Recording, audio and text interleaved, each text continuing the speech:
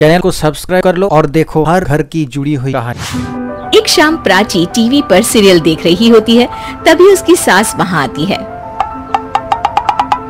अरे सीरियल में तो ऐसे मग्न है जैसे आज रात का खाना पड़ोसी आकर बनाएंगे। मुझे पता ही नहीं था आपने अपने बेटे की शादी पड़ोस में भी की हुई है। मतलब? मतलब इस घर में सारा काम बहू ही करती है, आप तो सिर्फ खर्राटे मारती हैं। अच्छा जी, फिलहाल तो तुम आराम फरमा रही हो, चलो जाओ, ये मेरे टीवी देखने का समय है। आहा, इसीलिए मुझे भगाया जा रहा है। सॉरी, अब तो बिल्कुल नहीं जाऊंगी। प्राची की इस बात पर दोनों सास बहू के बीच टीवी रिमोट के पीछे बच्चों जैसे छीना झपटी शुरू हो जाती है, जिसके बीच श्लोक भी काम से घर वापस आ जाता है। आज मेरी चूहे बिल्ली की जोड़ी किस बात पर झगड़ रही है? अरे तेरे बीवी मुझे टीवी ही नहीं देखने दे रही। अरे तुम्हारी मम्मी मुझे खाना बनाने के लिए फोर्स कर रही है। अरे वाह, ऐसे बेतुके रीजन पर तो बच्चे भी झगड़ा नहीं करते। अरे मुझे कुछ मत बोल, सब इसने ही शुरू किया है। हाँ हाँ, जैसे आप तो बहुत दूध की धूली है ना। अरे बस दोनों चुप। प्राची जाओ, खाने की तैयारी करो। और माँ तुम छोड़ो, तुम्हें क्या बोलूं, शांति से अपना सीरियल देखो, मुझे दोबारा लड़ने की आवाज सुनाई नहीं देनी चाहिए। ऐसा बोलकर श्लोक वहाँ से चला जाता है, जिसके पीछे पीछे प्राची भी कुछ न कुछ बड़बड़ाते हुए रसोई में चली जाती है। हाँ हाँ, सासू जी को तो कुछ बोलेंगे ही नहीं, बस मुझ पर ही हुक्म चलता है, खाना बनाओ, जैसे मैं इनके घर में खाना बनाने के लिए आई हूँ। इसी तरह शाम बीतती है और रात को श्लोक और प्राची की सास खाना खाकर सोने चले जाते हैं, लेकिन प्राची गुस्से में कुछ खाए बिना काम में ही लगी रहती है। इस घर में किसी को घंटा फिक्र नहीं पड़ता, मैं खाऊं या भूखी रहूं। प्राची कुछ देर के लिए रसोई से बाहर जाती है और जैसे ही वापस आती है तो वहाँ दूध का भरा ग्लास देखकर हैरान रह जाती है। फिक्र पूरी है, बस दिखाना नहीं है।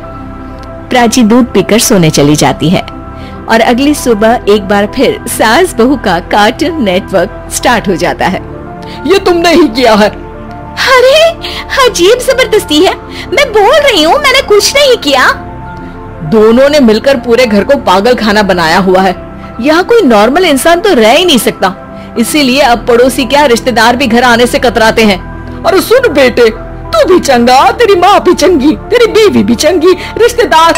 हाँ जी, आपको नहीं पता क्या, गंगाधर ही शक्तिमान है, रिश्तेदार ही। हाँ हाँ, बस समझ गया। कभी जानवरों जैसे लड़ेंगी तो कभी जुगलबंदी करेंगी। भाई मैं आप दोनों के बीच में नहीं फंसना चाहता। सास बहू की इस मन मौजी जोड़ी से परेशान होकर श्लोक अपना सिर खुजलाता वहाँ से चला जाता है। चलो अब मैं भी कीर्तन में जा रही हूँ। इस पर जैसे ही सास कमरे में अपना पर्स लेने जाती है तो वहाँ नाश्ते की प्लेट रखी देख मुस्कुराने लगती है और नाश्ता करके घर से बाहर निकलते हुए कुछ पैसे टेबल पर रख जाती है, जिसकी कुछ देर बाद सिलेंडर वाला घर आता है। ओ मोरी मैया, मैं सिलेंडर के बारे में तो बिल्कुल भूल ही गई थी। घर खर्च के सारे पैसे भी मम्मी के पास है और श्लोक से बोला तो उल्टा 4 बात सुनाएंगे।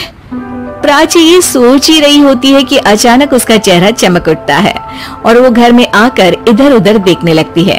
तभी उसकी नजर टेबल पर रखे पैसों पर पड़ती है, जिन्हें वो सिलेंडर वाले को दे देती है। ये सब श्लोक देख लेता है। अच्छा बेटे, इतना बड़ा घोटाला, सबके सामने मैं तेरी दुश्मन और पीठ पीछे तेरी मेरी यारी।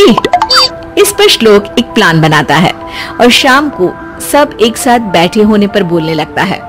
माँ, तुम दोनों की बहुत लड़ाई होती है, इसलिए मैं सोच रहा हूँ कि प्राची को उसके घर छोड़ाऊं, इससे वो भी खुश रहेगी और तुम भी। अचानक श्लोक की ये बात सुनकर सास बहू शौक से उसकी तरफ देखती हैं। अरे ऐसे कैसे घर छोड़ाओगे, मुझे कहीं नहीं जाना। अरे तुमने बोला नहीं पर मैंने सुन लिया, तुम्हें मम्मी के साथ रहना अच्छा नहीं लगता, मुझे पता है। अरे वो हरे, जब बहू खुद कुछ काम बोले तो वो तुझे सुनता नहीं, और अब जो इसने बोला ही नहीं वो तू समझ गया। जब उसे नहीं जाना तो फिर जबरदस्ती क्यों कर रहा है? अच्छा, फिर आपको मौसी के घर छोड़ाता हूँ। बस अब आप दोनों एक घर में एक छत के नीचे नहीं रह सकती। मैं इस टॉम एंड जेरी की जोड़ी को और नहीं झेल सकता। है? ऐसे कैसे नहीं रह सकते? तुम्हें इतनी दिक्कत है तो तुम्हारा बोरिया बिस्तर पैक कर देती हूँ, लेकिन मम्मी जी कहीं नहीं जाएंगी। बिल्कुल यही सुनना था मुझे। अगर दोनों में इतना ही प्यार है फिर हर वक्त ये लड़ाई का नाटक क्यों करती हो? देखा मैंने कैसे माँ किचन में दूध रखती है और तुम उनके लिए कमरे में नाश्ता रखती हो, और कैसे वो पहले ही तुम्हारी दिक्कत समझकर घर में पैसे रखकर बाहर जाती है।